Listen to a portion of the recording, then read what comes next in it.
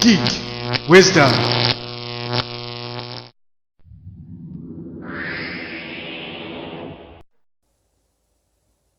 Hi everyone, thanks for joining me. Today I'm going to talk about the 3 founding principles of geek wisdom. These are principles that I think are embedded deeply into any system, any company's value and vision. And they're 3 principles that aren't really new, but they're just a different way of stating things, a different way of thinking about things that I believe very strongly in. I think if you really practice these principles, if you really deeply look at the systems around you, the visions and the principles where you are, where you work and what you do, you'll find that these same principles are embedded deeply into any system that is long-lasting and provides success and value to others. But before I get into the 3 principles, I want to take a minute and talk about the difference between what I mean when I say principle and why are there even 3 of them. So when I say the word principle, there's a lot of different ways you can think about the word principle. One might be the idea where you say, well, there's somebody who stands very strongly on their principles. And that's sort of not exactly what I mean. When I say the word principle, I'd like you to think the word rule. I'd like you to think the word scientific. Maybe if you can, even bring to mind from high school or lower grades the idea of Archimedes' principle. Archimedes stated that the upward buoyant force exerted on a body that's immersed in a fluid, well, it's equal to the amount of weight of the amount of fluid that gets displaced. And it acts towards the center of mass of that body in an upward direction. Well, what all that means is Archimedes explained why some objects float in water and some objects sink. And Archimedes didn't invent the principle, he discovered it. And these are similar principles that I didn't invent, I just sort of discovered.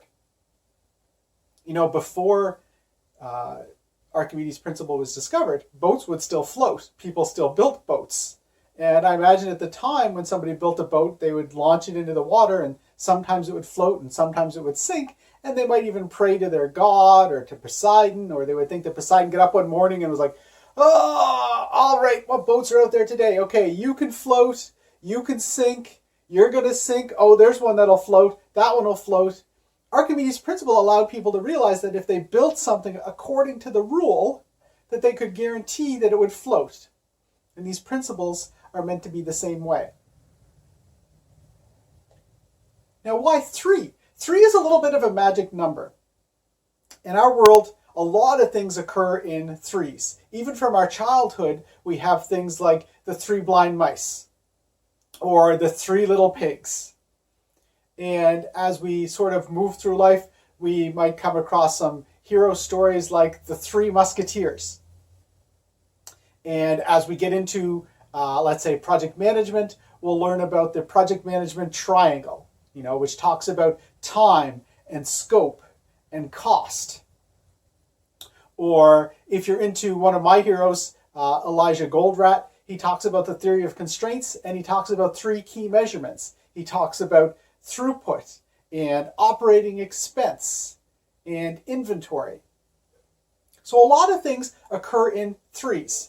And 3 is sort of magical in our brain because 3 lets us see very simple patterns. It allows us to remember things. We like things when they're in 3s.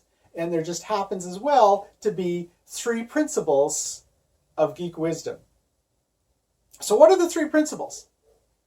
Well, simply stated, they are the principle of understanding, the principle of empowerment, and the principle of win-win-win. So I'm going to go through each of these principles and I'm going to talk about them. And as I talk about them, I want you to imagine a continuum. And you can be on the left side of the continuum or on the right side. Most likely you're somewhere in between. And I'm going to describe what each side looks like for you to think about and how that principle may apply to you. So let's talk about the principle of understanding. The principle of understanding can be stated very simply. The more I understand about the bigger picture, the better my results will be. The more I understand about the bigger picture, the better my results will be. So the principle of understanding is about seeing how what you do every day, every moment, fits in to the picture and the goal of what's trying to be accomplished.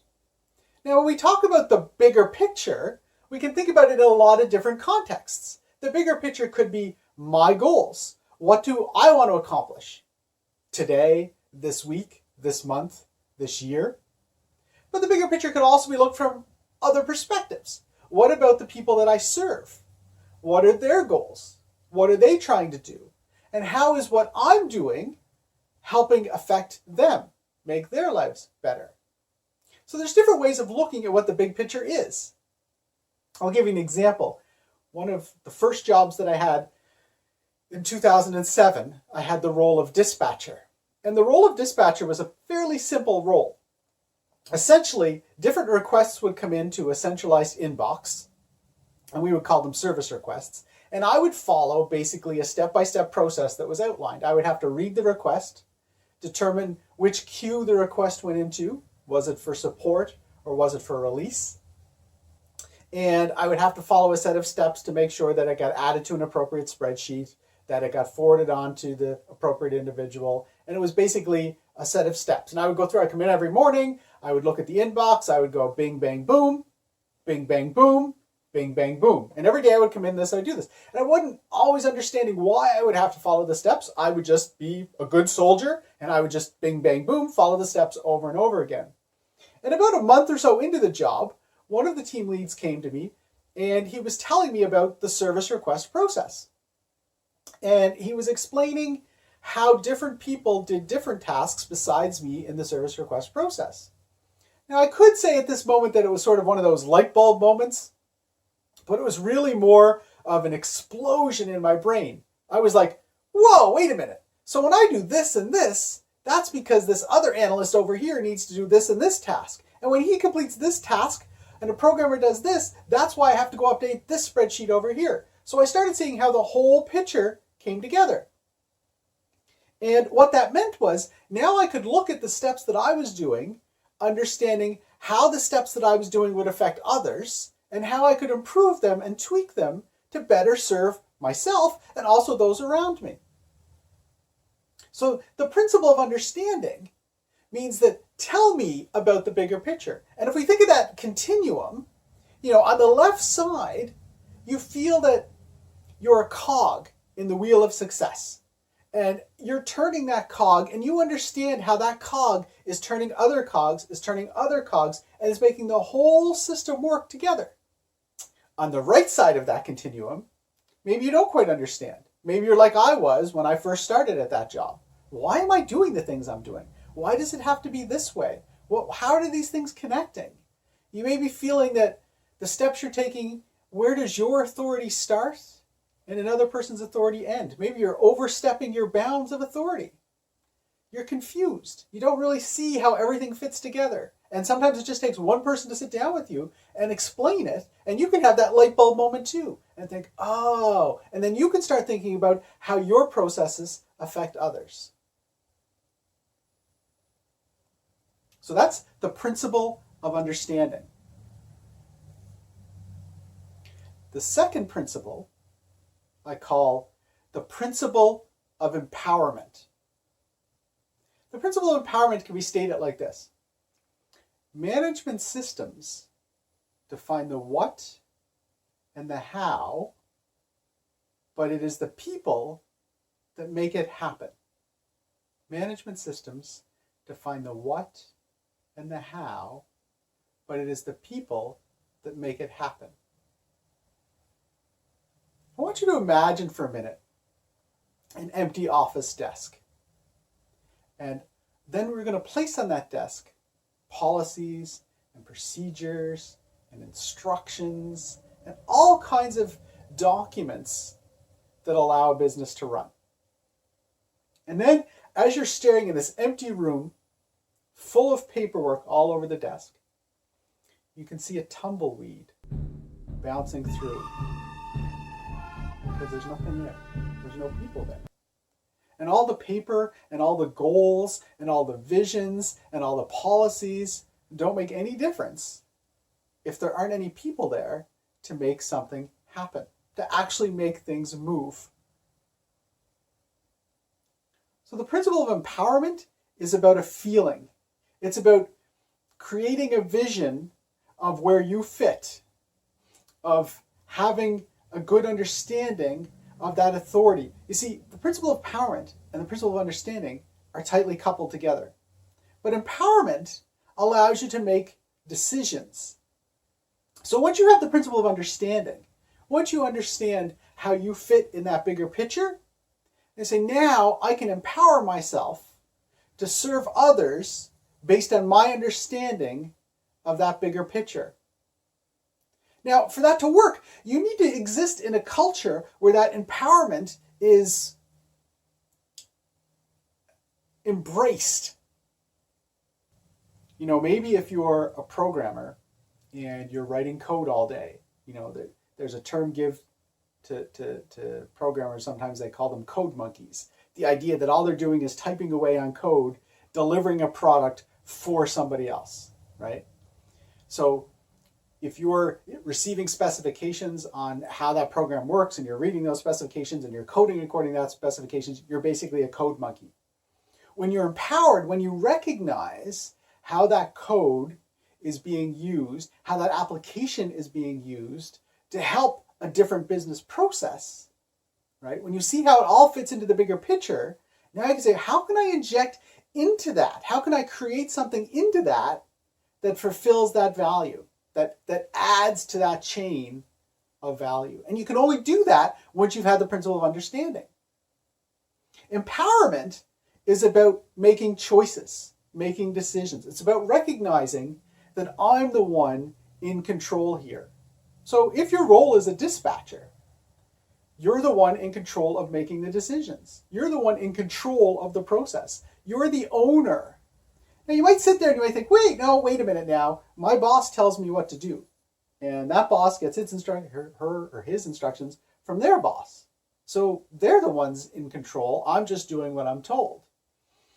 Well, that's kind of the right side of the principle of empowerment, right?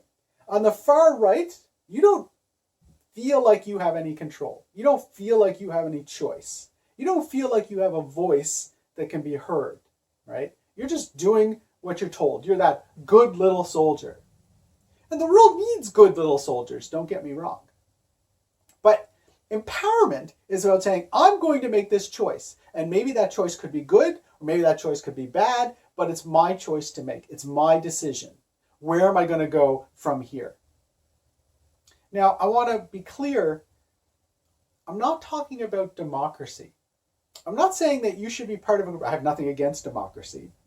But I'm not saying that the teams and groups should be formed on the idea that everybody gets to have a vote. Because it's not always feasible, and it's not always the right way to be. It's not always the right way things should go.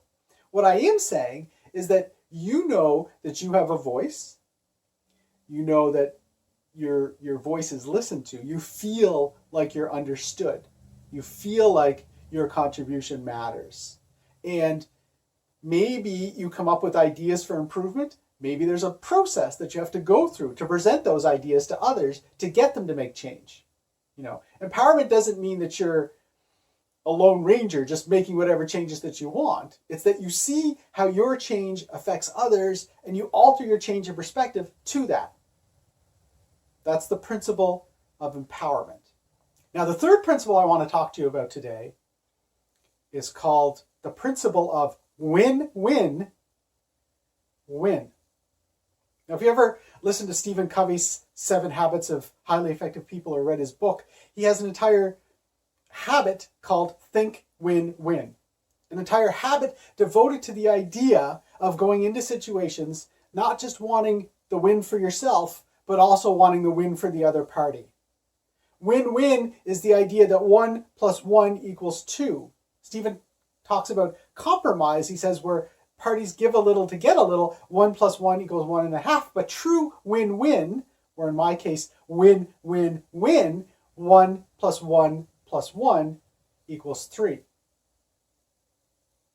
So if you've come from the idea of the principle of understanding, you understand how what you're doing affects the bigger picture. And you've come from the principle of empowerment. You find yourself in an environment where you're listened to, where you're being understood, and where you have the power to make decisions and choices. Well, now when you make a decision, you're going to evaluate it against the principle of win-win-win. Did my decision increase effectiveness for all three parts? Now, when I say increase as a win, it depends on what your measurements are. Again, I'm reminded of Eli Goldratt, who talked about the three measurements of throughput, operating expense, and inventory in manufacturing. And he said, the goal is to increase throughput while simultaneously decreasing operating expense and inventory. You want to sell your stuff, you want to make it at a low cost, and you want to sell a lot of it. So the win in that case actually decreases two measurements while increasing another. And that's win-win-win. So what does it mean for you in your life, in your situation? You're making a decision. Let's talk about people, processes, and technology. See, one of the neat things, if you identified the right three items, is that whenever you change one, the other two are guaranteed to have to change as well. That's how you know you have the right three things, because they're interlinked together. So for example, suppose my company is considered a new technology. Let's say their ordering system is really slow or it crashes a lot, and they need to upgrade the system that they use for ordering to make it more efficient, to make it more effective. They need to bring into something new. Well, that's going to affect the processes of the business because they're used to doing things the way that it's been always done. The way the processes go are highly tied to the technology that was used. You change the technology, you're going to need to change your processes as well. It's going to have an effect, and that effect could be good or it could be bad, but it's going to have a guaranteed effect. And what about your people? Your people are now having to get used to a whole new system. They're going to have to go through a process of change. There's entire groups in companies devoted just to managing the change involved when one of those three items changes: people, processes, or technology. So when you make a decision, what are the three things that are going to be your measurements? Are they interlinked? And then you need to measure and say, okay, now that I've made that decision, did it have a win for all three items? Maybe the three items that you're going to measure against are my needs, the needs of the team that I'm in, and the needs of the entire company. Maybe they're people, processes, technology. Maybe if you're in project management, they're cost, scope, schedule, but it's the same idea. You're going to make a decision, and then you're going to check your measurements. And if all three were wins, they all brought you closer to the goal, good job. If not, you're going to have to go back to the drawing board because you made a mistake. And it's okay. We all make mistakes. Companies make mistakes. People make mistakes. Teams make mistakes. The important thing is to have the measurement so you can see what happens when the decision is made and then make an adjustment. So there you have it. The three founding principles of Geek Wisdom: understanding, empowerment, and win-win-win. And those are at the core of any long-standing team or organization, no matter how it's written, no matter how it's described, no matter what the vision is. If those three principles are there, then you know that you belong to something that's going to last a long time. And if not, how do you get them embedded? How do you get them there so that what you're part of is going to be successful, not just for you, but for everyone else that's involved?